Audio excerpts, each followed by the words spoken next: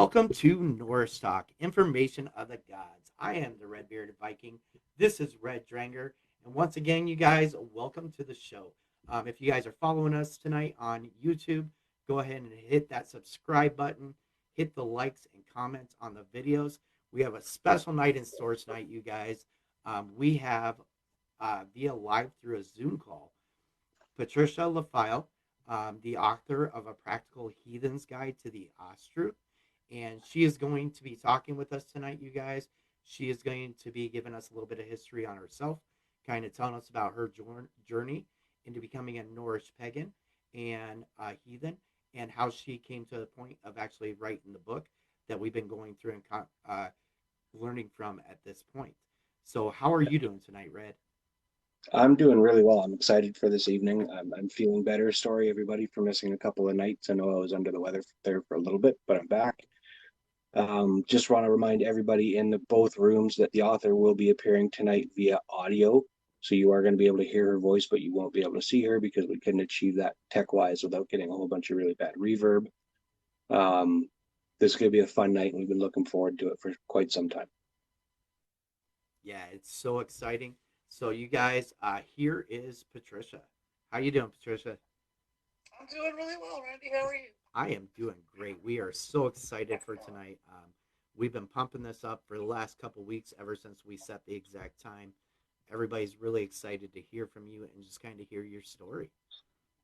Wow, I'm excited too, actually. Like I was saying earlier, this is one of my favorite things to do is get in touch with people and talk and learn both. I'm very excited that I get to do this. That's awesome. So, yeah, we're just going to hand it over to you, and we're going to learn as much as we can about you in the time that you have. Okay, boy, like where to start, right? So in terms of geography, I was born in Rhode Island. My parents moved around a little bit when I was young because my father was in the Navy. We settled in Connecticut. I'm still in Connecticut. Um, I'm not going to tell you where, but this is where I am. So I'm a native New Englander. So I grew up with that culture, um, in my head. I come from an Irish Catholic background. I tell people all the time my family is Irish Roman Catholic, which is extremely pagan if you just take the gloss off of it, really, because it's all about worshiping the saints and doing charms and things, but being Catholic. Um, and I was very devout. I talk about religion a lot or religious belief, I should say, as almost being on a dimmer switch, right? So you've got the button that turns it on and off. So my button the button's on, the light's on. And then how deep your belief is, it's that dimmer switch, it turns back and forth. Mine is set really high. I was always a very religiously devout person. I'm still a religiously devout person. And, the religion has changed and the culture has changed and the way I think has changed. But that devotion is something that I've always gotten a lot out of on a personal level. The spiritual realm and working in a faith is something that I very much feel compelled to do. So that's sort of there. So right about the 8th grade, which is fairly young for a lot of people, I started having questions about the Catholic faith.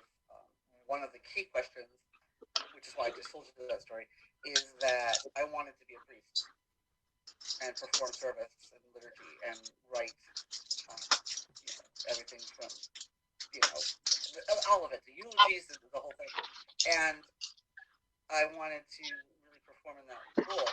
And, of course, to this day, in Catholicism, women cannot fill that function. They could be nuns, and I wasn't interested in being a nun because it's not the same role. But, that was one of the big questions I had when I was young. And then I also had some other issues with the concepts of good and evil and what absolute versus limited free will meant. I didn't use those words. I was only in the 8th grade, but that's what I was talking about was that. I also, at the same time, didn't really see a need to intercede with the priest to talk to God, and that makes the priest very uncomfortable. Um, so that was part of it. And as a result of that, and I didn't get confirmed. Confirmation in the Catholic Church is when you sort of take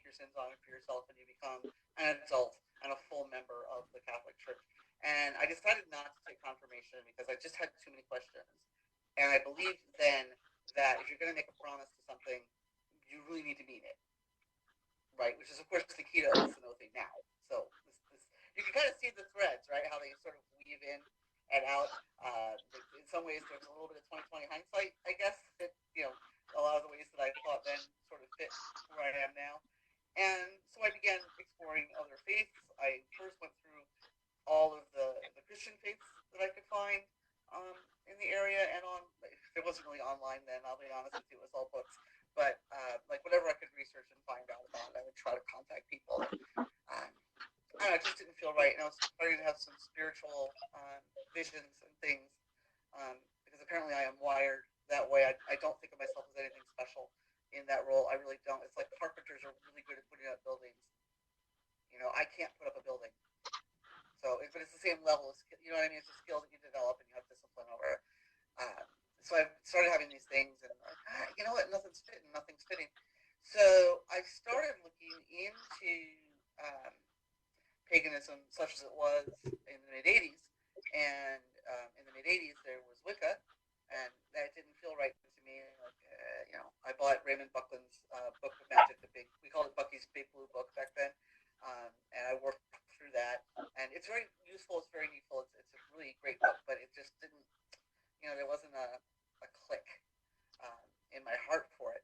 So I guess I would say I would probably have considered myself Catholic probably up until about the time I was about 20 or 21. And by then I had drifted very far afield from it and really gotten more into the just generic neo-pagan scene. I was never a member of a coven. I would go to open groups from time to time. Did a lot of research on my own. And then a dear friend of mine, Alan, who has now passed away, unfortunately, came up with this little idea of his. He was a Hermetic magician and knew, he forgot about as much as I know now, he has forgotten more than that. He just was very wise, very intelligent, very learned man. And he put together a small group of us locals, and we started learning from him. And it was great. It was awesome. I learned a lot of just base, simple function stuff. And then he brought in another dear friend of mine named Jeff Rusky, and Jeff had been trained in Michael Harner's core shamanic tradition. So Jeff taught us how to trance journey, basically, with the drumbeat. And we took off from there. That ended up being the primary focus of my spirituality for several years. Was just that. I had a general neo-pagan point of view, and specifically my spiritual method, the toolkit that I used, came from this core shamanic method that Michael Harner developed. I don't think of myself as a shaman because it's complicated. It's a very complicated word. I do consider myself a safeguarder, but that's a little different. But that's the method that I use. So I use trance methods, very disciplinary trance. And through then, believe it or not, I started going on these journeys, and I would have, just for general information, and these images would come up in these journeys that I was having, like a spear, like this long spear, sort of hand carved, and it was sort of rotating slowly clockwise, if you can imagine that, in this vast field of stars. And I had no idea what that. I look back now with 20/20 hindsight, I'm like, well, duh. But I had at the time no idea what that meant. There was a spiritual teacher who I knew was more beautiful than any beauty I had ever encountered. But her it was very bright colored around her neck, very light there, just like a light bulb or something. Very bright, so I couldn't quite see her face. I'm like, I don't know what that is. And of course, with her, I'd see a falcon. What does that mean? I don't know what that means. So I started looking into the symbol sets to see what it was. Oh, I also have I have notes in my 1994 journals saying things like Yggdrasil, mind the tree, mind as in take care of, the tree, mind the tree. Back in 1994, and it's spelled completely there's a Z. There's no Z in Yggdrasil, but written in '94, I was just phonetically spelling out what I was hearing. It's like YGDRAZ something. It's totally misspelled. But again, like there it is, right? There's that 2020 hindsight. I look back now and I'm like, how? I know what Yggdrasil is, but honestly, at the time, I had no idea what any of that was. So I started looking up, and my friends Alan and Jeff are much more widely read than I am, and were very widely read at the time because they're both older than I am. And they were like, you should check out Norse mythology. You should check out Norse mythology. And things started to make sense. So I went looking for this Astatru thing, these awesome people. And again, this is like mid-90s, and it was mostly, it's hard to believe that such a short period of time that we were not dependent on the internet at all, right? I mean, we had no. I have friends of mine who were heathen back then, openly also true heathen back then, and it was a lot of letters, handwritten letters, back and forth that people would pass back and forth, and you can get these little paperback booklets in the mail, and that's kind of how it was. Now I had no access to any of that, and I finally got online looking for these whatever this is, this Astatru thing, and I found two main camps. The first camp was clearly Wiccan with their lord and lady as Norse deities. So maybe Freyja and Freyja instead of lord and lady, or they would say, Odin and Freyja or something, and I knew that wasn't it. Like I'm like, that's not quite it. But then the other side that I saw, to be quite honest, were a bunch of racist neo-Nazi scumbags, and that should tell you exactly how I felt about those. Because obviously I don't. Yeah. So I kind of thought I was the only one doing this in the world. More the fool me, but no one, not in touch with anyone. And I got on this gaming kick, and I was playing on a MUD, the multi-user dungeons that were text-based role-playing games in the 90s. And I got into one, and I used to call myself Valkyrie, and I just because I thought it was funny. And my friend went by Odin, so it was like really funny. We were Odin and Valkyrie out playing. Anyway, all jokes at that point. And I ran into this woman online named Lori, and we got to be sort of online friends and through this game. And she was like, well, this Norse mythology stuff, what do you think of it? And I was like, well, I think there's something to it. I'm going to be honest, I'll out myself. I'm neo-pagan, and I really feel drawn to this stuff, but there's nobody around. I don't know what to do with it. And she said, "Oh, well, I'm Lori Wood, and I'm with the Troth." And I was like, "What?" It's spelled Troth for those who may not be familiar. And she came out from California. She actually took a train across the country, which was the coolest trip, right? She would stop on the way and visit people. And I was one of the people she visited. And she left an application to join the Troth on my table without telling me. She just left it there for me to notice, when I could. So I joined thinking, at that point it was $20. I was like, well, what's $20 for a year? I can, check this out. And that was, I'm going to say about 2000, 2001-ish. And I met this online community of heathens that I never knew existed. Within a year and a half, I was the steward for Connecticut, and the stewards are like a outreach role, basically, officer, for Connecticut. So I was trying to get people together. I went to a Troth moot in Big Sur, California, in 2002, I think, or late 2001. I can't remember. And met a whole bunch of people. Met Lori again. Met a whole bunch. Met Diana Paxson. Met all these wonderful. I had no idea, really, but met this Diana Paxson person, very cool person. And all these other people that were really awesome, and I felt really connected. Like the community, there's something about the Astatru community that is very special to me, and I felt very strongly that this is where I needed to be. I felt that click in my head that I was waiting for all this time, and then I went to the very first East Coast thing, which is held every year in the Poconos area of Pennsylvania. And that year actually was in Massachusetts. That was the last year was in Massachusetts. And I met this whole group of locals that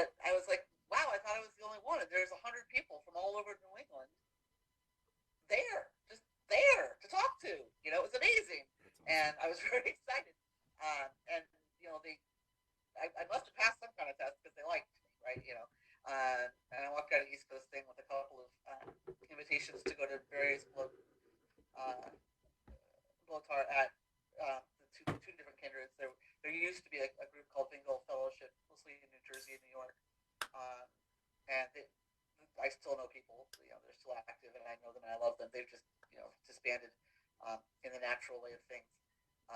But I went to a Hellbloat with them. Then I went to a Scavi Bloat with Raven Kindred North, which is in Massachusetts through Maine. Well, no, they have even people in New York. They're mostly in New England Kindred, basically, but they also have members in Germany. They are very international, and they were all very cool. And it just sort of slowly went from there. And I started reading because that's what you do, isn't it? Right? Right. This is how we learn. So I got really familiar with the mythology.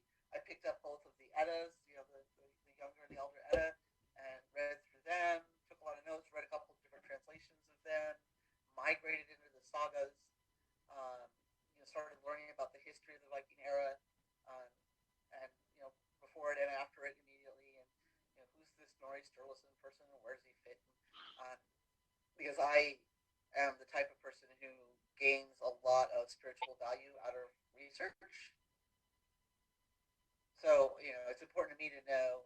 I don't want to necessarily call myself a reconstructionist because first of all, I don't necessarily fit that role, and second of all,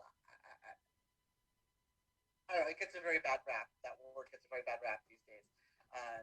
Back then it mostly meant that you were someone who used the research to try to reconstruct what might have been using a modern lens. Now these days it's gone to the point where people are just like, if it's not the old way, it's no way. I'm like, okay, well the old way involves sacrificing people, so tell me exactly. You're right. So I don't quite fit that role, but I do really get a lot of spiritual value from research, and I always wanted to be a writer. Just as a kid, I planned on being a writer. When I was in high school, I used to carry a notepad and a pen on the inside of my acid wash denim jacket because it was the mid-80s after all. And I had a pen and a pad in there, and I was always writing down ideas and putting them back in my pocket, working on books and stuff. And I don't know. I got I don't know if inspiration somehow came into my head to write this book on Freyja. I will say that a lot of the inspiration for that book came from Anne Sheffield's book Frey, God of the World, which y'all should find because it's amazing and all about Frey. Everything you want to know about Frey. And she is a researcher. That's her job and professionally is to research. So her research is tight and perfect and just an amazing. I can't say enough about Anne's research because it's just phenomenal. So Frey, God of the World. I read that. Gosh, you know what? Someone should write that book about Frey.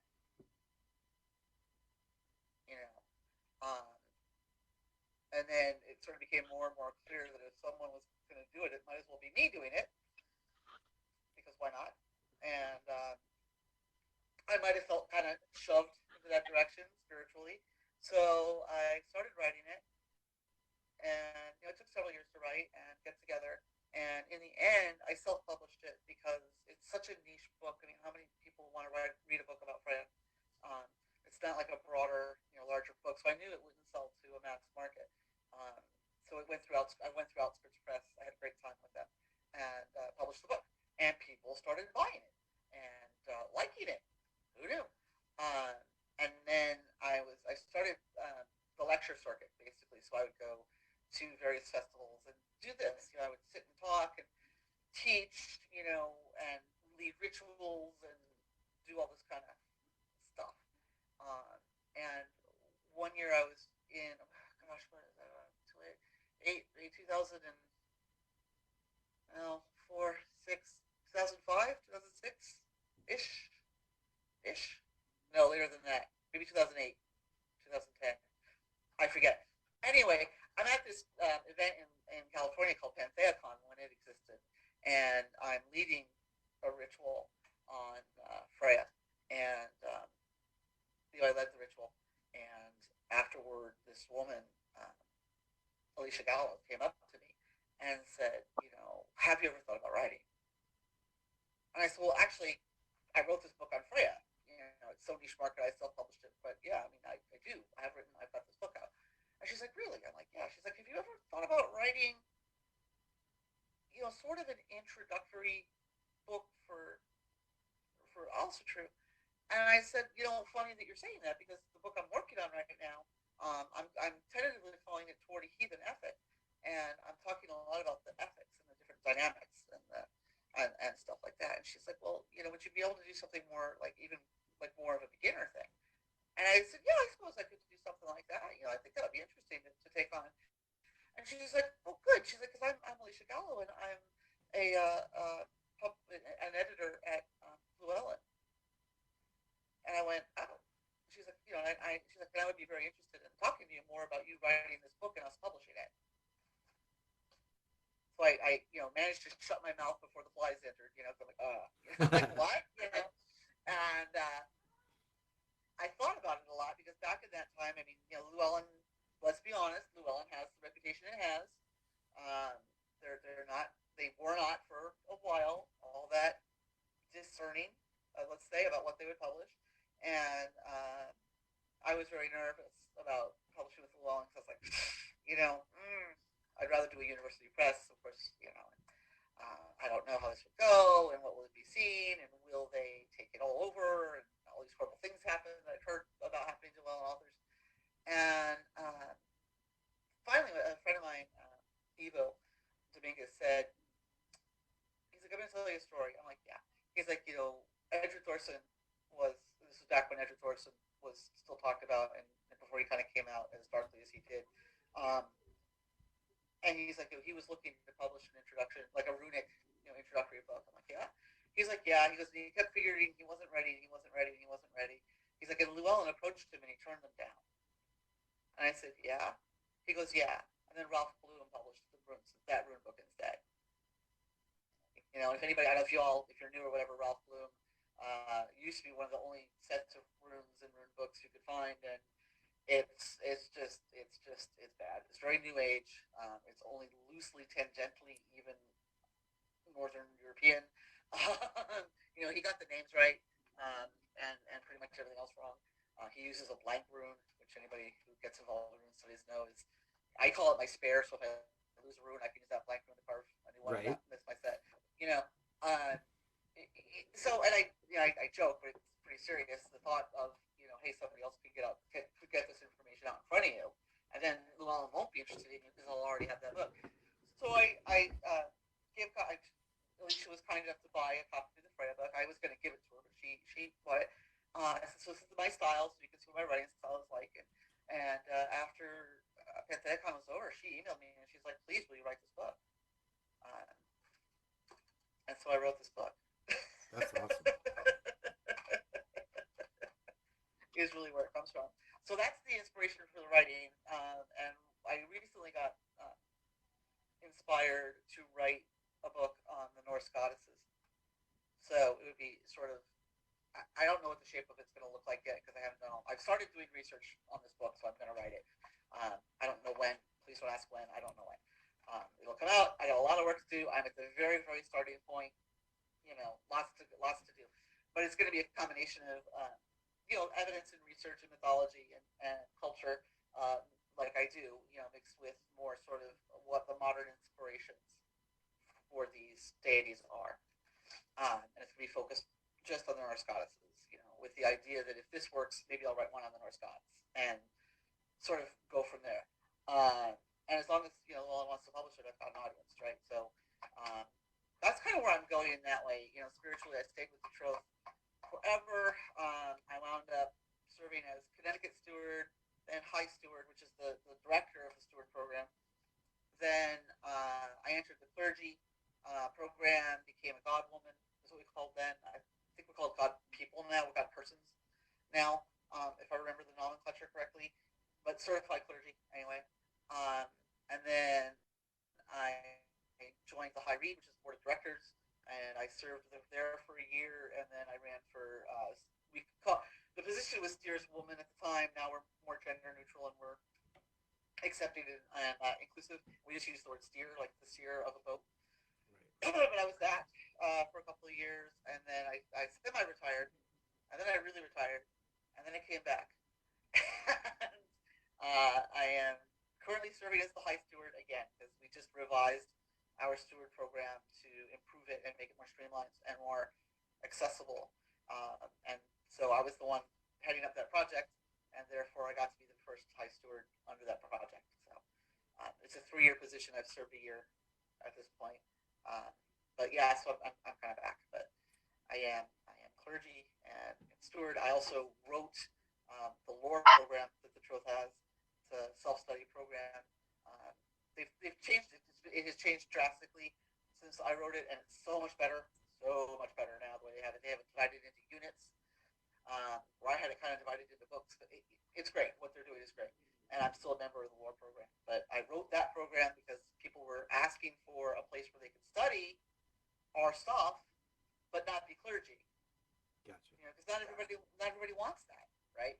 So I made a place for researchers to have their home. And gosh, that's I suppose it really. No, that's awesome. Yeah, I think that's it. Yeah, Like, so that's where I come from. yeah, and like talking about your new book that you're in the process that and being new with it and everything. Like, we totally understand that because like we just started Norse Talk, I believe in October. Is when we kicked off our first episode and decided to take on this book study group, and turn it into something. It formed out of just, me and Red met each other. We still remember the first time we met was he was on live on TikTok. I couldn't even go live yet because you have to have 1,000 followers to go live. And I had seen some of his videos, and I had sent him a message asking him about his Mjolnir, because I was brand new to this. I was just getting interested in it. I had just done some family history. I already knew that I had relatives that we came from Ireland. I started finding out more about my Norwegian descent. I as well grew up Roman Catholic, and then I walked away from that, and I became Christian. At one point, I was a Christian pastor. Nothing ever fit for me, and I started my path into this, and I found the community on TikTok that, it started out with seeing people role playing as Vikings, then seeing some lives of people talking about Norse mythology and talking about stuff like that. And, I had come across Red, and I asked him about his necklace, and he was like, well, I'm on live right now. Why don't you jump in and, we can talk.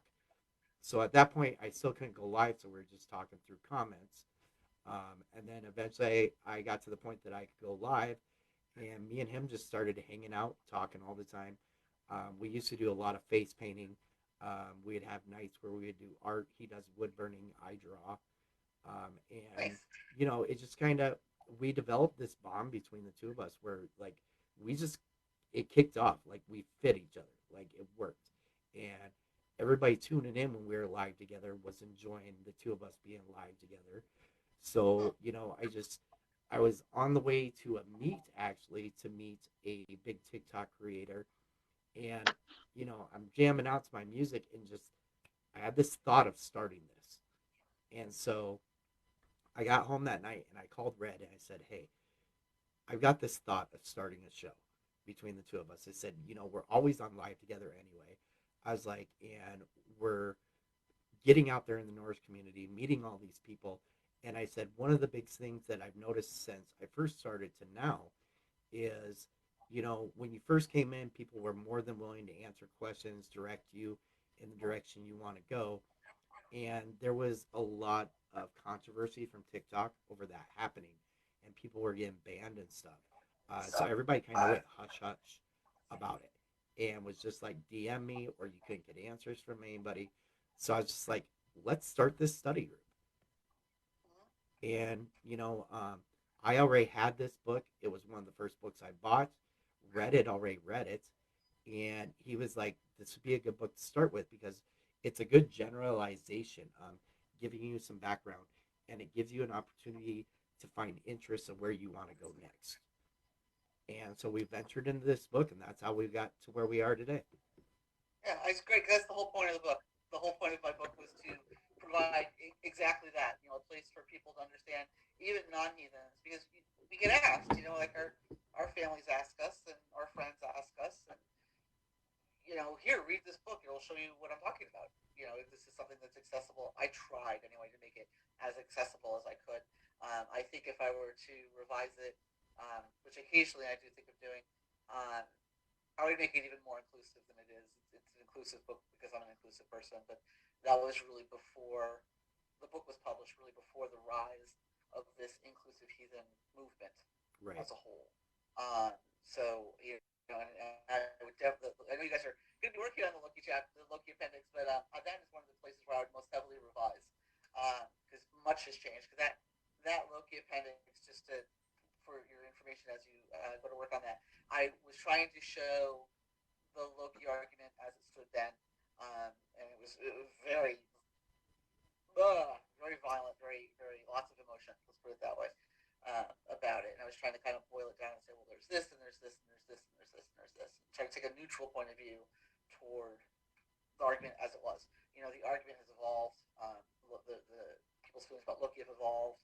Um, there's new information about Loki that kind of wasn't there before because research is always changing, right? And I would probably heavily revise that. The reality is, at the end of the day, when Ragnarok comes, Loki's on the other side. Right. So, at the end of the day, that's there it is, right? But at the same time, I don't see, and I never even saw then, but I certainly don't see now any reason to be, hate that god or despise that or never speak his name. We shall never speak his name, for that might summon him. Whatever. See, I know I'm laughing, and a couple people in our chat are probably laughing too because everybody knows that my patron god is Loki. Oh, well, hello. Welcome. Yeah. There's actually going to be a wonderful book coming out called Loki and Sigyn by Leah Svensson. I don't know how to pronounce her last name. It's Svedsson, I think. But it's coming through the well, and it's going to be coming soon. I'll be to keep a lookout for it because I'm in it. But not just That's because awesome. I'm in it, but because having read the book, it is a very well-rounded book. And she herself is Lokian, so she's approaching it from that point of view, but also from a research point of view. And she has a whole chapter talking about the various, what people think, pro and con, and me, neutral. I'm neutral about the whole thing. So it's really going to be a good book. So keep a lookout for that. Well, and me personally, I already kind of had an inkling that Loki was my patron god, and it was the people in the community that also pointed it out to me. And once I accepted it, once I built my altar and I started doing offerings to Loki before our lives calmed down a lot. Okay, that's fair. When I don't do my offering to Loki before we do a major live, Loki does show his face, and it can get quite out of hand sometimes. Like we were in the middle of one live, and I hadn't done my offering that night, and I was kind of bagging on Loki a little bit, and the lights in my bedroom started flickering. Yeah, you know what? Just in general, our gods aren't subtle. Right. Very subtle. Well, Odin is the king of subtlety, right? But even him sometimes knocks you with a brick hammer. But it's that kind of thing happens a lot. I hear. Yeah. No, just to be clear, my whole attitude is, I think of polytheism. Similarly to my understanding of polyamory, I myself am not, but I know enough people who are. It's like, you've got a whole group of people, and they're the people that you're closest to, and the people that you're sort of don't talk to, not in a bad way. You guys are both strangers. I've never spoken to you before, so I'm not speaking. I didn't speak to you until then, until now, right? So no hard feelings. I just don't know who you are, right? And Loki's kind of on that end for me. He's just with all respect, really, but I'm just neutral. I don't feel the need to have that particular deity in my life. He's not the only deity that I don't really feel a particular need to have in my life either. Right, so, and that's the wonderful thing about this is everybody has their own patrons. Everybody has their own gods that they worship. Sometimes it's one, sometimes it's many, but you guys can go any direction you want. It's your path. Right, and there's really no need to even have a patron, to be honest. I know far more heathens that don't than that do. You know, like when it first started back in the 70s and 80s, it was like the thing was you had to have a patron. You know, and now it's sort of like, eh. I mean, if you read the sagas, most of those people don't have patron gods. Right. You know, they. I mean, there's Frankel Freyja and a few others, but most of them kind of don't, and they get along perfectly fine. So So there is one question I know both sure. Red and myself had in Mm-hmm. reference to your book is in more than one area of your book, it refers to making the sign of the hammer.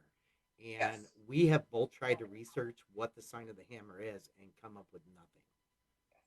Well, it was invented in the modern era. Um, are you familiar with the lesser banishing ritual of the Pentagram? I am No. not. Red, are you? Yeah. Okay. No. Um, in ceremonial magic, there's this sign called the lesser banishing ritual of the pentagram. And what you do is you make that it's a sign of the pentagram, the 5 pointed star, and you make that sort of in each of the 4 directions. And then some people include down and up, and some people include middle. And what it's meant to do is banish negative energies and negative forces, so that you can do your magic work, quote in the clear, and so it sort of came from that. Uh, um, the way it looks, you put your hand up in the air, you draw it all the way down, like to the middle of your chest or wherever you want, and then move it to the right, and then move it to the left. So Gotcha. if it kind of it makes a hammer. Some people call it an upside down cross because it's almost the same motion, just from the other direction. Gotcha. Yeah, because like You it know. was something that we had debated between ourselves because we had been Googling it. We couldn't find anything. And Yeah. we did post the question to I the think I think it's audience. under hammer right, RITE. If you look for the hammer right, you might have more luck. Okay, yeah, because we did pose the question to the audience. We had some people say they knew what it was, some people say they think they knew what it was, but we got a lot of conflicting answers on it. Yeah. Um, so we were just like, when the author comes on, we are going to ask her and just find out exactly Sure. what she meant because Sure. Yeah. we've been curious about it. Right. So when it was created, it was meant to, much like the Lesser Banishing ritual, clear the space so the ritual could be held in a sacred way. So it's a way that some people use to create sacred space. Nice. Basically, is by going with this sign. And if I can remember, in Old Norse, if you went to the north, it would be Hamar i Nodri Helga Vetheta o Horforth, which is Hammer of the North, how it holds this holy stead. Nice. Basically, that's not a direct translation, but that's what it means, Right. And you would do that north, south, northwest, east, south, and then hammer over me, hammer above me, hammer under me, hammer below me, and that would be, the way you would do it. It kind of falls in and out of favor in terms of heathenry. Right now, it's a little bit out of favor, so I'm not. It's kind of cool if you guys don't know what it is actually, because it was so everywhere. Everybody did it. Now it's kind of like, Yeah, it's because your we choice. tried our hardest to find it, and neither one of us, we were looking up so many Yeah. different things, just trying to find it, and we could not. We were like, and finally, like I think it was a week ago, we said something to the community because we told them we were going to ask you, and we just wanted to see if anybody in the community knew. Right. And I think there was one or two people that had it right, but we had so many different answers that we're like, well, we're definitely going to pose this question to the author and find out what she was talking about when she mentions it in her book. Yeah. Yes. It was like the one true only way, as close as we heathens get to that, which is to say, it got argued about then too. But because we all argue about everything, right? But it was sort of the one way to create sacred space for a very, very long time. Personally, I don't use it unless I'm in a pan-pagan audience, and then I might use it because it's something recognizable. Because pagans and Wiccans are often the watchtowers of the quarters and the cross quarters and the hallowing of the space and all that stuff. And if it's familiar to them, and I can do something that's going to help them get into a ritual headspace, I'll do it. But it's certainly nothing required at all. And it's a nice way to create holy space. If you've got your own way to create a holy space, by all means, create a holy space. If you happen to own property and have a hof, there are people who do, and that's your holy space, it's a permanent holy space, just like a church. Why use the Amorite? That would be redundant. Right. So yeah, it's totally not something you need to need to know about or need to use. But it is something that's very popular. It was when I wrote the book, it was very, very popular still. Um, so No, yeah, that's awesome. I know that was one of the big questions that we had about the book. I'm real quick. I'm going to see if Red has any questions that I can sure. go ahead and feed you with. Um, I don't have any direct questions yet. I'm still formulating a few. I would like to go over how great this was of a book for an intro, not just because of the information it passed by, but how it continued to take breaks to make sure that you were centering yourself using the different rites and rituals, which really brought you into the more fact dense chapters with a different way of thinking compared to conditional monotheism. Right. No, he was just speaking about how the setup of the book brought you into each chapter because we did discuss there was a couple chapters that like we had a real hard time pushing through the discussion portion of it, and we're like these are very like how did we put it? These are very textbook uh, They were type. they were fact dense. Yes. Yeah, and like we're like these are kind of dry, they're hard to get through, we're going to push through them, but then we would hit the next chapter and that whole chapter before it prepared you for the chapter coming, and it made a Yeah, whole lot more sense when we hit the next chapter. yeah, that was deliberate. I mean, the reality is I do have a master's degree in English, and every so often that academic creeps in, whether I want it to or not. And I did work hard to make the book as, like I said, as accessible as possible, and tried not to get too much into the whole, academic language, at least like academic language portion of it. But some of the concepts are big, and you just I did my best to sort of like, okay, well, this is everything you need to know, but here's how it works. Right. You know, as often as possible. So that's good feedback. That some of them are a little tough to read. Yeah. Yeah, and I mean, if we were just like reading it through like you normally do with a book, I don't think it would have been as tough. It was more the Uh huh. discussion aspect of it, Oh, without okay. reading verbatim what was in that part of the text. It was more of a difficult uh, part of the book to actually theoretically discuss between each other and come to our own conclusions because it was more factual. But it definitely made what was coming in the next chapter make so much more sense than it ever would have made without that previous chapter. Yeah, there's a lot to know, and like I said, this book, I don't, I often hear criticism because I wrote an introductory book because people are like, well, there's no one introductory book. You have to study. You have to do this. You have to do that. I completely agree with that argument. I think that you've got to go do the reading on your own, and you've got to go and develop your community and have these discussions, and figure out the way your community is going to do things. It's going to be different everywhere, at least a little bit. Here, mine are all like all those rituals that I have in that book are suggestions. I know they work because I have done them, so I know they work. Right. But as far as the shape goes, if you pull this piece out and put that part in, and that's what I wanted the book to be about, was finding a way to just, here's your basic information. Now go forth and play. Like Right, go. and there You know. was a lot of people that disagreed with us on Uh-huh. using this book as a starter book and a starting point. But for us personally, especially me being new, um, I like the way this book is set up. I like the way that it gives you the background and the history because when I get into the Havamal and I get into the Eddas and everything, those are going to make so much more sense because I have this Uh-huh. background knowledge now. Right. Yeah. Thank you. That's helpful. That's exactly what I intended. And by all means, I'll read that in a sec.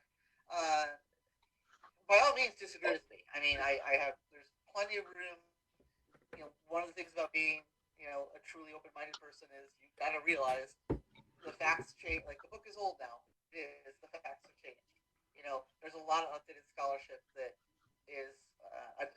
You can even get into it now, but like I was saying with the Loki chapter and other places, it's like there are a lot of new pieces of information that have just come from archaeology that I didn't know about then to write about because they hadn't discovered them yet. Right. And some of them are pretty fundamental changes. And I believe honestly that there's room for all the voices out there. You know, So, I mean, find my conclusions difficult, disagree with them, find your own conclusions. I have no, like, the last thing I ever want to say is that this is the one true anything, because nothing in all is true in its history was ever, ever, ever, ever like that. And I am not out here being the leading expert. I happen to know what I know based on the work that I've done. Well, and that's one of the things that we did stress throughout this whole book whenever we were going over anything was, to look at it as an aspect as they did back then. The stories were told word of mouth by family to family. The stories were a little bit Yes. different. The practices were a little bit different, not only from region to region, but tribe to tribe within the same community. And it's not whether or not you agree with the conclusion that you come to at the end. Um, Seems to be the same. It's just there's differences in how you get to that conclusion. It's like the Yep. belief system seems to regulate in the same ending aspect, but in how you get there or how you practice it, there's always differences. And we just kept reminding everybody, keep an open mind and, share your experiences with us. And we wanted everybody to just grow and take what you wanted from it and what worked with you and, pass on some of your knowledge as well. Yeah, and I like the comment that's here in the chat that the book took the time to help form a view without the bias of modern views. I was trying. I mean, it's very hard to get away from your own bias. It's impossible, I think, really, to get away from your own bias. But you can change the way you think over time. And certainly the person that I was and my beliefs and systems when I was 18 are, I mean, dear heaven, they're not now that I'm 52. I should hope not. I should hope you don't have the same very beliefs and behaviors that you do when you're 18 and you're 52, right? So it is a way of just sort of trying to take out that bias, but even like just to kind of a final point, a final note on this point, and then I'll get off of it. But when I talk about the Norse concept of time and how there is no future, I think you guys have gotten there, right? Yep. That's all based on a book by Paul Bogshot's called The Well on the Tree. And if you disagree with that book, you disagree completely with my whole concept of time. Throw it all out the window. Because it all comes from that one book. So if you don't like, if you read the book, it's a great, I think it's a great book.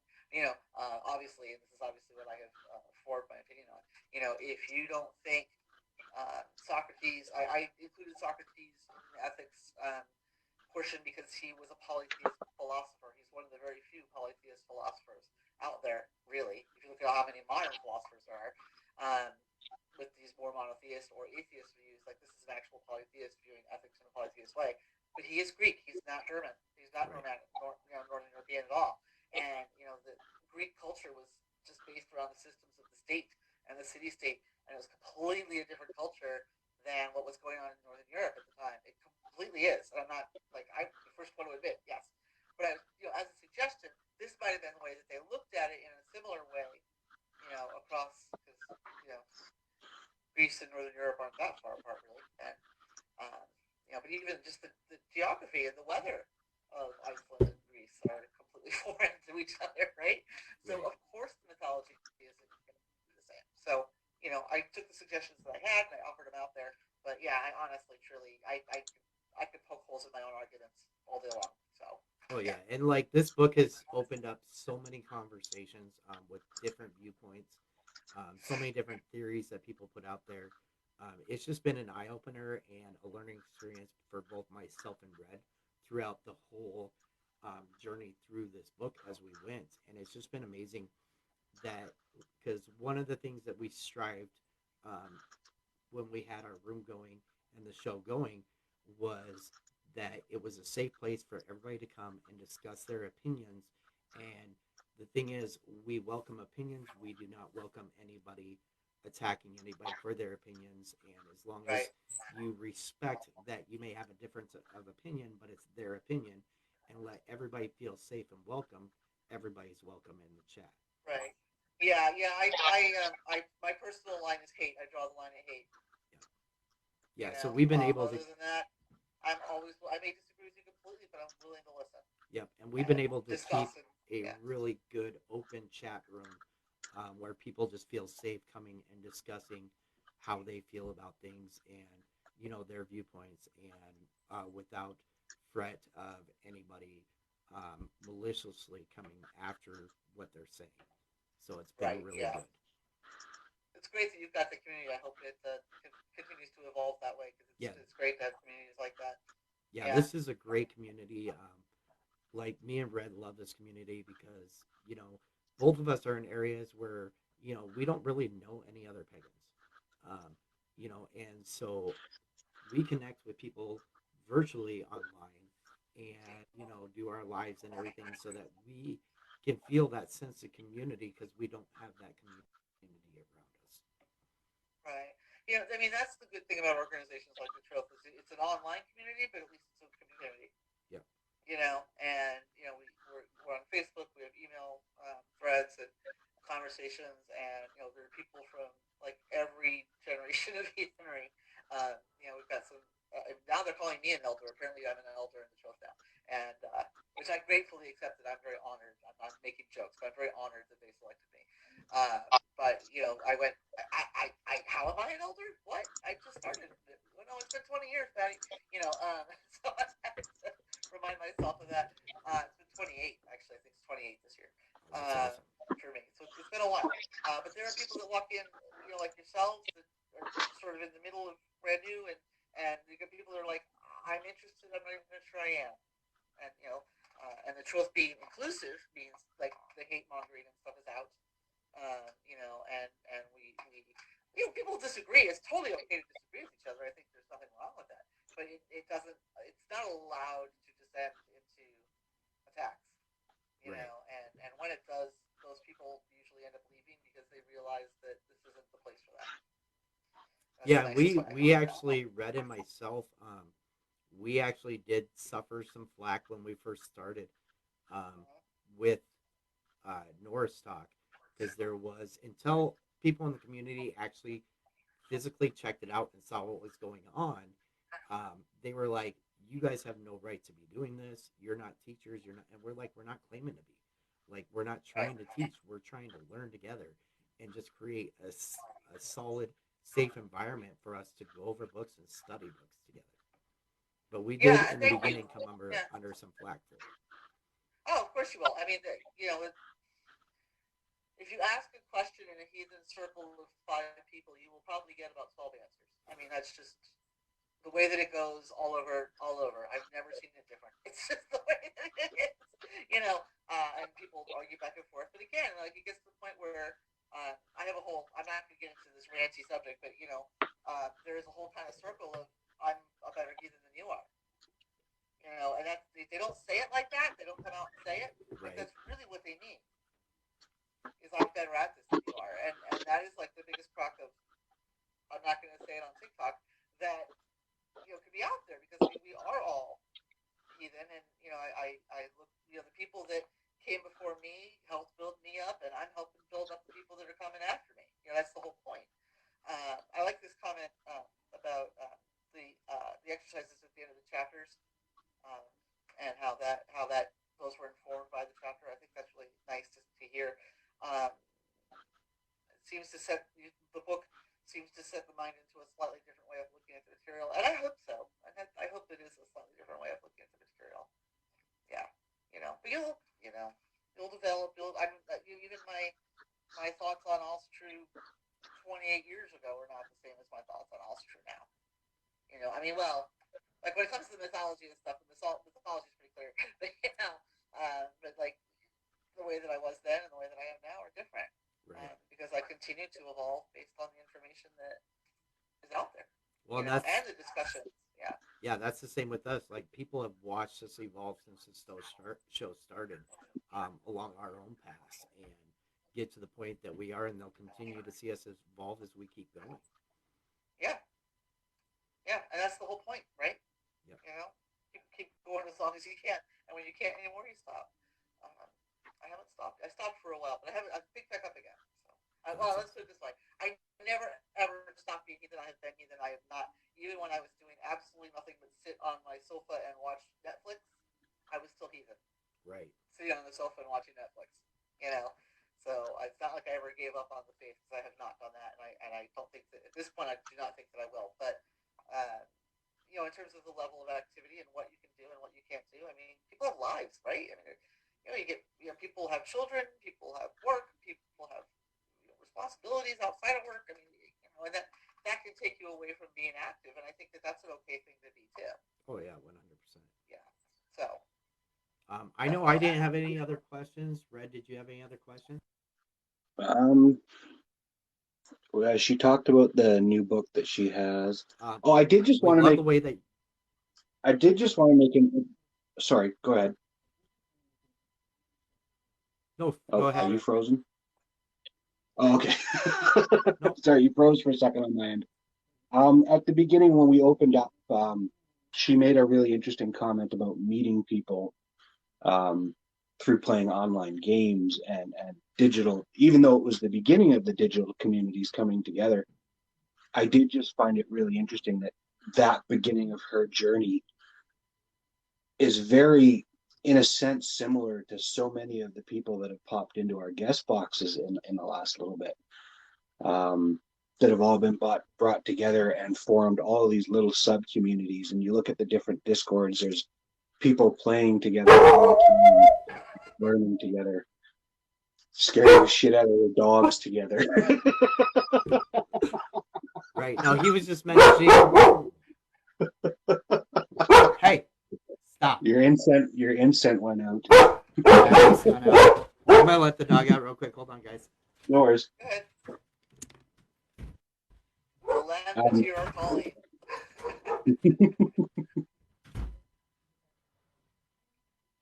So she again, to everybody that's just jumped in, the author is with us through video. She cannot hear me because we had to turn my mic off in order to stop the really bad reverb from the mic.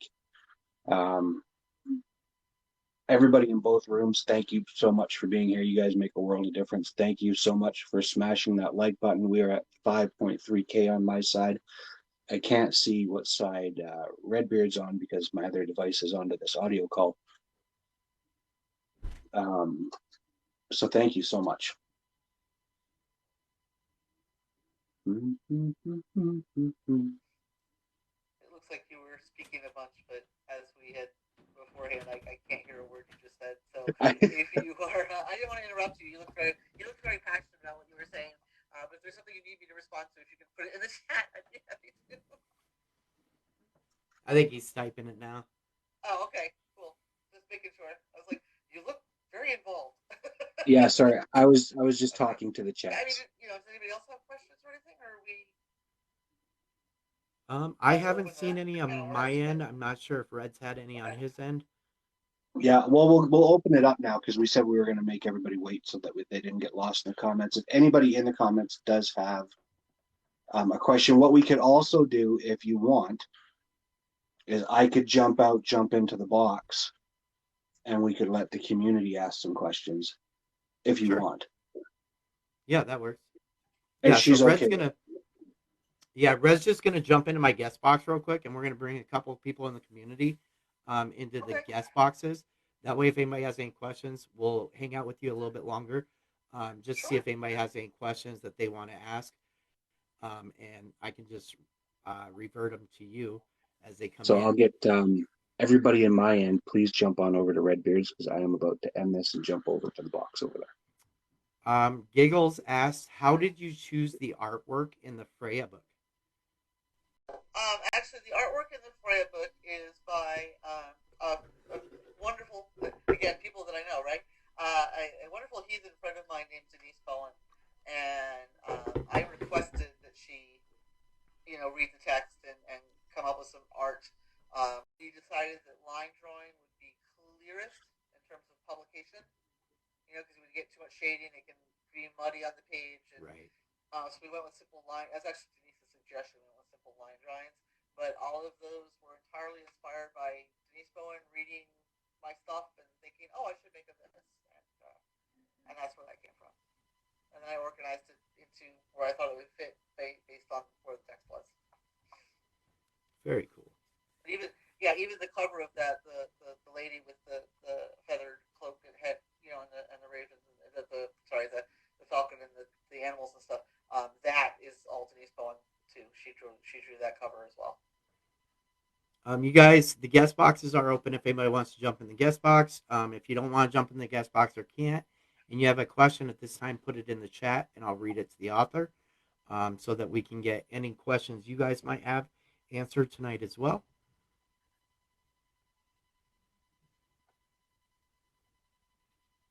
I think that's Red coming in now.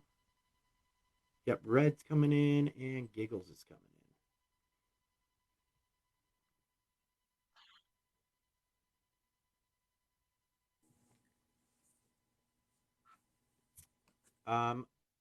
Somebody else had asked what other books you have. Do you have any other books besides the Freyja book that you've written? Really just the two right now, the Freyja book and the Astatru book, are the ones that are published and out there. Like I said, I've got my master's thesis, which is technically historical fiction, but it is almost impossible to find. That said, I've been mentioned in a lot of other books. I know Archroth volume, the edition, third edition volume. I think it's in volume two. That just came out from the Troth Publications Department has a whole section on Freyja, and I wrote a bunch. That didn't write a bunch of the original material, but some of the material from edition two that was mine got kept, and I wrote a whole additional, almost an essay, and I told the editor Ben Wagner to just sort of, pick the parts of it that he wanted, but about love and the importance of love, because I think that you can't really understand Freyja without understanding love, and that it's not always the sort of, doves and hearts and flowers romantic love. It's also, the love a mother has for her child that, uh, allows her to lift a car off of the baby. You've seen these miracles happen, right? And like that kind of love, that kind of, the power of love that starts wars. And Freyja has her that aspect too. So there's new information in that I wrote. I'm looking at my bookshelf. A lot of the donor magazines back in the day I'm in. I think I'm quoted in at least one of Diana's books on oracle work, or Diana Paxton, sorry, books on oracle work. But I can't remember off the top of my head which one it is now. You Yeah, so actually have around to hit the as settings well. But and the only turn two the actual camera books on, I've written Giggles. are just those two. So Hit the we were share having a button. little trouble with the live. They did an update, so now like people have been trying to jump in the boxes, and like we kept getting blank boxes. You actually have to go into your settings and turn your camera on now. Red got it Yeah. figured out for us. So Giggles, hit the pink and blue circle, and then beside your name, there's going to be a camera button, a mic button, and another button. Turn the camera button on. And make sure your mic button's on too. Yes. Well, the mic button was already automatically on. There we There's go. Giggles. Yay! There we go. I can hear everybody now. All right. So, did you have any more questions, Giggles? Um. um. Now, Giggles, she's the one that originally contacted you for us. Yay! Hi.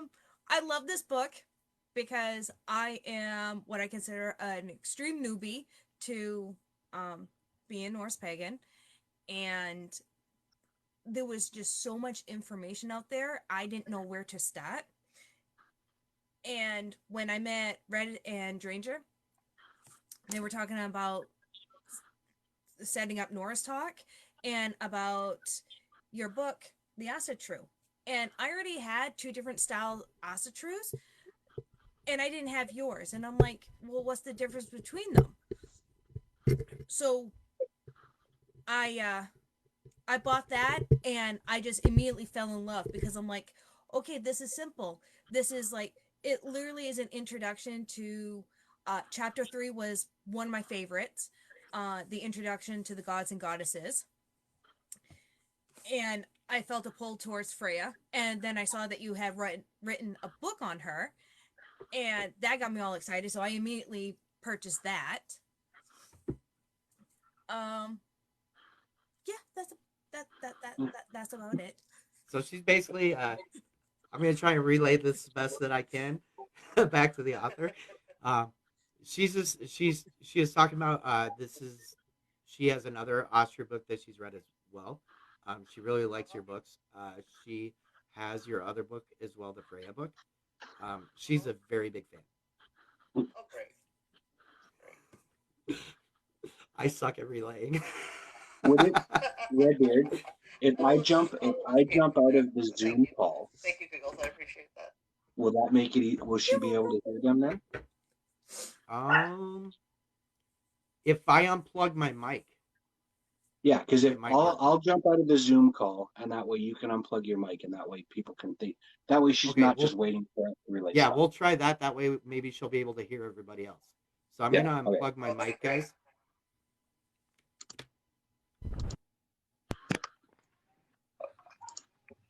Okay, All I've right, left the quit talking, meeting dude. now. Let's see if she can hear you. Can you hear me now? Yes, I can. There we go. That's way better. That is way better. Yes, I can. I can hear you now. All right, so go ahead, Giggles. Now I completely forgot what. Now she can Okay. stop laughing. That's why she's called Giggles. She's named appropriately. Very nice. Okay, so what I had said was I consider myself I'm a newbie Okay. to be a Norse pagan, and there was just so much information out there. I had no clue where to start, and I was really overwhelmed. And then I met Red and Dranger, and they were talking about Norse talk and your book, and so I bought it. I bought it, and I really liked the layout of it and everything. It was so. Thank you. And one of my favorite chapters is chapter 3 because it does like an introduction to like all the most of the gods and goddesses, and I really felt a pull towards Freyja. And then I realized that you had written a book on her, and so I picked that up, and I fell in love with that book. And the artwork in it is phenomenal. Thank you. Thank you. And I'll make sure to mention that about the artwork to Denise. I'm sure that'll give her a little nice kick to her day. Oh yes. She's a wonderful artist. She's amazing. There's a lot of the community that's looking at doing art projects based on some of the art in that book. That's awesome. Cool. I'll let Denise know. That's awesome. Is there anybody else that wants to jump into the guest box while we still have the author and talk a little bit to the author before she goes? Now that we know how to work them. Right. And now that she can hear you? Yes. Now that I hear you, By the way, yes. hello. This is what I sound like. Okay, hello. Nice to meet you. Yes. Again, kind of. Yes, he was the one typing the comments so that it didn't reverb. Right, yeah. Yeah, you stepped away, and I could see, in the Zoom, I could see him talking. He looked very kind of passionate about what he was talking about, and I was finally like, if you're talking to me, I have no idea what you said. That's awesome. Sorry about. I was answering questions in the chat while Redbeard was away. Yeah, so we usually, like, when we do our regular lives like this, we usually have our cameras farther away. So we have a backup account. We each have a backup account on TikTok so that we can watch the comments. And then we also have our Discord that people are commenting in. So we're like watching 2 other screens plus doing our live so that we can catch everybody's comments and what everybody wants to talk about. Neat. That's wonderful. But no, Norse Talk has just been like an amazing journey for all of us. And like your book has really opened the door for a lot more to come in Norse Talk. It's been a great starting point. And we have learned so much from it. Yeah. If you are, they're a little bit, well, I think they're available in paperback too. Our Troth, OURTROTH, Our Troth, the new Our Troths that are out. There's volume 1 and volume 2 are out. I mean, if you want to get into like a similar structure but a lot more depth, I'd throw those at you next. I mean, because they are really well done. And Ben Wagner is also a professional academic with a great sense of humor and an ability to kind of cut to the chase in really good ways. And the thing with our trope is that it's not like Ben didn't write the book. Ben edited the book, you know, so like there's a lot of what Ben wrote in there because Ben did write a whole lot of it. And what Ben wrote is fantastic, you know, but he also kind of interlays different voices and different opinions. So you can get kind of a sense maybe of how other people look at some of the same things that are in my book. No, that is awesome. Just saying, at some point, I'd throw you with those, and you can pick those up and anywhere. I think, Amazon. I'm not sure if they're in bookstores, although I bet you could probably order them through a bookstore if you wanted. I'm not sure exactly how that would work for the wholesaler, retailer piece, but you know, you might be able to get it through a bookstore too. Yeah, Support Amazon the is bookstore. always like Amazon's where I usually go for Yeah. my books, and I always put a link for whatever. Like I'll keep all the books as we're going in my page with links to Amazon for all the authors that we go through, so everybody can always find their books easy. Nice. There's probably a good 40, 50 people that ordered your book through what we were doing. That's fantastic. Thank you all very much. I appreciate it. Yeah, it's been amazing. We do have Cherokee Sherry stopped in. She had something that she wanted to say to you. Sure. I love your book. When I first entered Norse Talk with Randy and Dranger reading from your book, it helped me find the path that I was needing to be on. So your book, along with these gentlemen, helped me to find the path to become a Norse pagan. And I love your book. They've taught me a lot by reading your book and then telling me things and everybody, their perspectives. And it was just amazing to find that. I've never been able to, you know, just walk in a bookstore and say, oh, this book's really going to change my life. Right. Your book really did. And, you know, yes, the gentlemen have done that because the way they rate it, they talk about it. And I bought that book and I watched the recordings and I've gone back to reread stuff, and it made it simple for me. And yes, chapter 3 is really awesome. That was really a good. I don't know what to say, Randy. You probably know a word, or Dranger. It's like, oh, that's me right there. That is where I'm comfortable. And I just felt, wow, no, I don't have 20,000 questions about why in a Christian life. I can say now my questions are because I'm following a new path, because I found a place to be comfortable. And it has a lot to do with your book and these gentlemen. And I myself would really like to thank you very much for that. Well, you know, I'll thank you back because that was very profoundly moving for me to hear. So you're welcome, and thank you. How's that for a good answer, right? Seriously. Thank you. I love hearing stories like that. It almost brings tears to my eyes. It so moves me. So thank you for sharing that with me.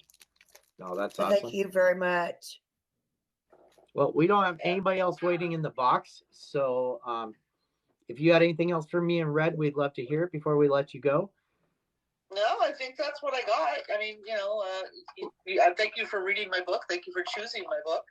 I hope it seems like you guys have gotten stuff out of it. I hope you continue to get things out of it. And I hope this is the beginning of a beautiful journey. Totally agree. You know, keep in touch. I am, you know, Randy, ask me questions. I mean, I'm happy to answer stuff. So that's amazing. You know. That's awesome. Red, did you have anything for the author before she takes off? Yeah, I just wanted to say thank you for the book. We've been suggesting this book to new members of the community since we both got here. It does such a great job at setting the mind. Like, I always tell people when they jump into the live, and one of the questions we hear the most are what books we should start with. And most of the time, people will respond with the Havamal and Res, and that's just the standard response. And we replaced all of that with this book because though the other three are really, really great, the information that this one gives you allows you to pull so much more out of those three because it just sets that slightly different frame of mind that you need to be able to look at things as like your book talked about with the canvas already existing. Just that difference in thought that it seems small is monumental. And going at it with that view, just it made a really big difference for a lot of people. Yeah, no, I 100% agree. We did have one other person that stopped into the chat real quick, Rock and Wheelie.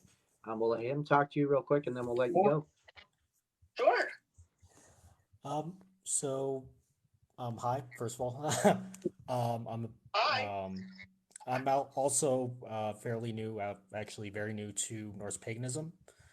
I originally got involved because a friend of mine was involved with the community first, and at first it was just supporting her interest, if that makes sense.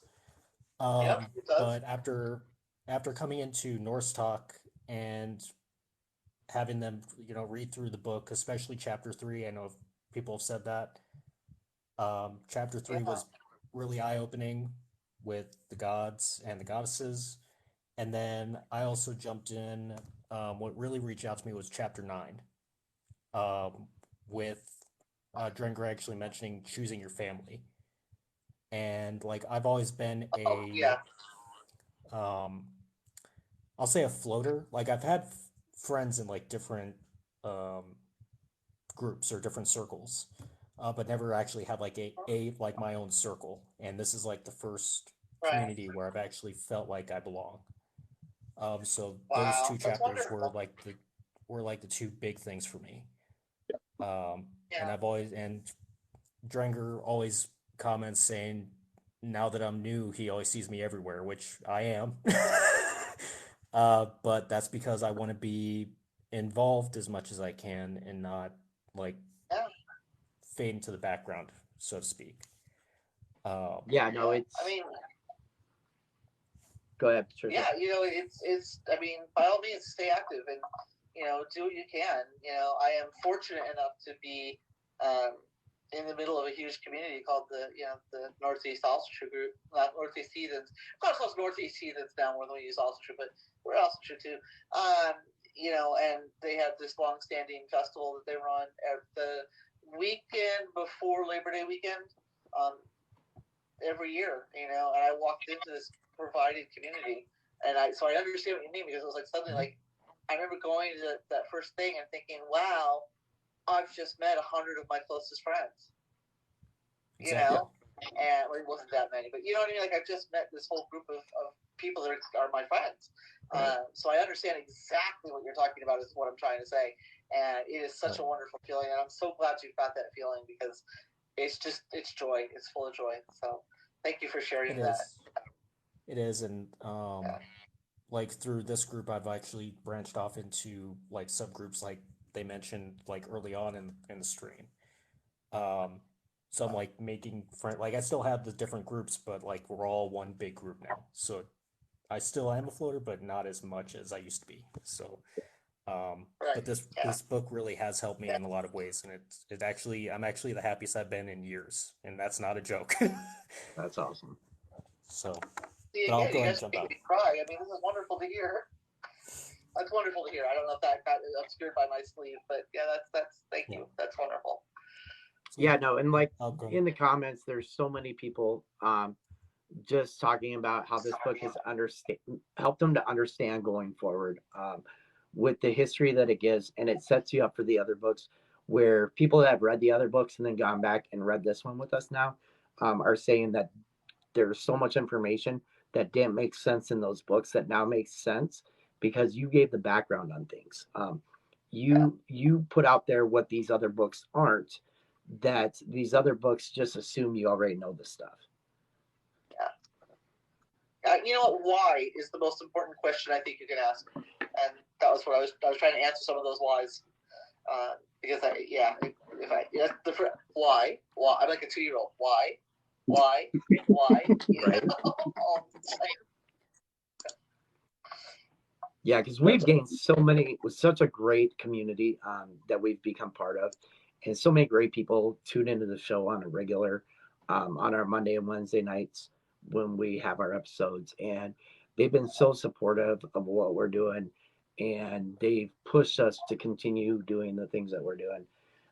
One thing we did learn throughout this going forward is we were trying to tie doing some event nights into the book, like going over, we had gone over making altars and doing givings to the altars and stuff, and we had some bad ramifications from the gods over doing that on live. Okay. So we decided we would just mention the blots, tell everybody to read them themselves, but we're not going to go over them because we had a bad experience.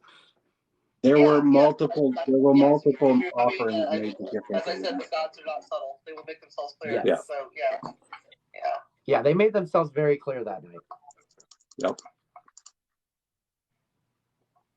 The ancestors too, and the land material. Yes. Mm-hmm. Yeah. They're all very not subtle. Yeah. Although I find that, like, the ancestral advice: eat your vegetables, get more sleep. Why aren't you drinking enough water? Why? I get really like brass tacks answers from some of the ancestors sometimes. Like, why aren't you taking better care of yourself? Why haven't you this? Why haven't you that? It's like, they've got a vested. I think the ancestors have a vested interest in our survival, so they get very, granular, as they say in the business world. They get very granular about stuff. Absolutely. No, this has been amazing. We thank you so much for being here with us tonight, giving us your journey that you went on, from where you started with your Catholic background, going forward to your practicing heathenry and Astatru, and writing the book. This has been an amazing conversation. It's been so insightful. We thank you so much for being here. Oh, you're so very welcome. I truly appreciate the invitation. Anybody else have anything real quick before we let her go, guys? No, I'm good, I think. All right, that's awesome. Well, you guys, as always, thank you for being here for Norse Talk. After we end this part of the episode, we will do our regular Q&A tonight, for you guys as well, as we let the author go. But once again, thank you everybody for being here. Patricia, thank you for joining us. It's been an amazing night. As we always say, guys, it's not a me thing. It's not a him thing. It's not a her thing. It's a you thing, and we can't do it without each and every one of you. Stay amazing, stay creating, and always be awesome. We'll see you in the Q&A.